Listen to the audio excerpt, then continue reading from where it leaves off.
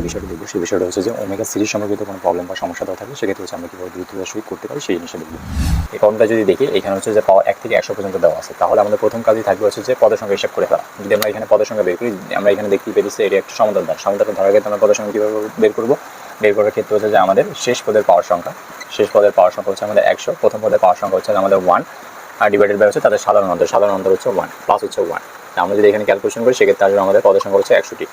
তারপর আমাদের যে জিনিসটা দেখতে হবে সেই জিনিসটা হচ্ছে যে আমরা যদি এখান থেকে প্রথম থেকে সিরিজের প্রথম থেকে হচ্ছে 3 পদের হিসাব করি, 3 পদের হিসাব করলে আমি কিন্তু দেখতে পেয়েছি এখানে আছে ওমেগা প্লাস হচ্ছে ওমেগা স্কোয়ার আর ওমেগা কিউবের ভ্যালু কিন্তু আমি জানি 1। তাহলে আমরা দেখতে পেয়েছি প্রথম 3 পদের রেজাল্ট কিন্তু অ্যাকচুয়ালি 0।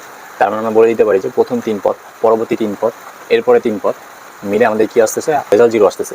তার মানে রেজাল্ট যেহেতু 0 আসতেছে, তাহলে সেক্ষেত্রে আমরা যদি এখন এখানে আমাদের পদের সংখ্যা কতটি বেড়েছে, পদের সংখ্যা হচ্ছে 100টি। 100কে যদি আমরা 3 দ্বারা ভাগ করি, 3 দ্বারা ভাগ করলে আমি কি পেলাম, 3 দ্বারা ভাগ করলে আমাদের কিন্তু হচ্ছে যে 99 পর্যন্ত যাইতেছে।